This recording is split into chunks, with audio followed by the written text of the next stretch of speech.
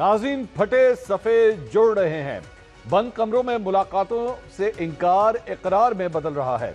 यकजान दो कालिब की तकरार करने वाले अब वसवसों का शिकार हो रहे हैं। कुछ तो बरमला अपनी बसात का जिक्र कर रहे हैं। मौसम बहार से कबल ही शहर इक़्तिदार में वक्त बदल रहा है, जज्बात बदल रहे हैं, हालात बदल रहे हैं। नाज़रीन सिविलियन बालादस्ती और वोट को इज्जत दो के नारे वक्त की धूल में कहीं धुंधला से गए हैं। मेरे कप्तान की जमात में साड़ी गल हो गई है का नारा लगाकर मैदान में आ गई है। कहां गुजरे साल जनवरी में बल्ले के इंतखाबी निशान से महरूमी, उम्मीदवारों से कागजात नामजदगी की छीना झपटी, लेवल प्लेइंग फील्ड का तनाजा, मखसूस सीटों का रोना धोना और फिर तोशाखाना केस, इद्दत में निकाह केस, साइफर केस में पे दर पे सजाएं। कहां अब एक साल बाद जनवरी ही में तहरीक इंसाफ के लिए पे दर पे खुशखबरियां ही खुशखबरियां। मेरे कप्तान और उनकी जमात के लिए वक्त बदल रहा है, जज्बात बदल रहे हैं और हालात तो यकसर ही बदल रहे हैं। नाज़रीन मुल्क की सियासत में डील ढील एनआरओ जैसे अल्फाज नए नहीं हैं। बस थोड़ा सा वक्त और हालात बदलने की देर होती है।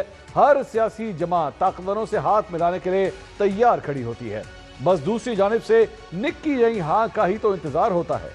सियासतदान एस्टैब्लिशमेंट को महकमा ज़राअत, खलाई मखलूक मीर जाफर और मीर सादिक के ताने भी देते हैं, फिर बंद कमरों में उन्हीं से मुलाकातें भी करते हैं।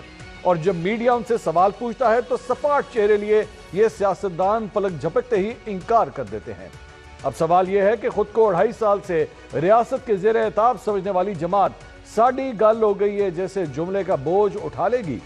वहीं दूसरी जानिब रीढ़ की हड्डी के बगैर दूसरों के सहारे खड़ी हुकूमत, अब सियासी हैसियत उसकी क्या रह गई है? हुकूमत मुज़ाकरात की मेज पर अपोजिशन को कुछ देने के काबिल है भी या नहीं? इस सारी सूरत हाल पर हम 7 सवाल पूछते हैं। सवाल number 1, chairman Tehreek Insaf barrister Gauhar ने आज आर्मी चीफ से मुलाकात की तस्दीक कर दी। क्या तहरीक इंसाफ भी अब साड़ी गल हो गई है कहना शुरू कर देगी?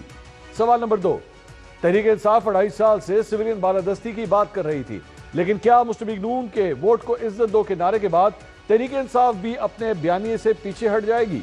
सवाल नंबर 3, कल एक सहाफी की तरफ से मुलाकात का ट्वीट आता है। बैरिस्टर गौहर आर्मी चीफ से मुलाकात की तर्दीद करते हैं।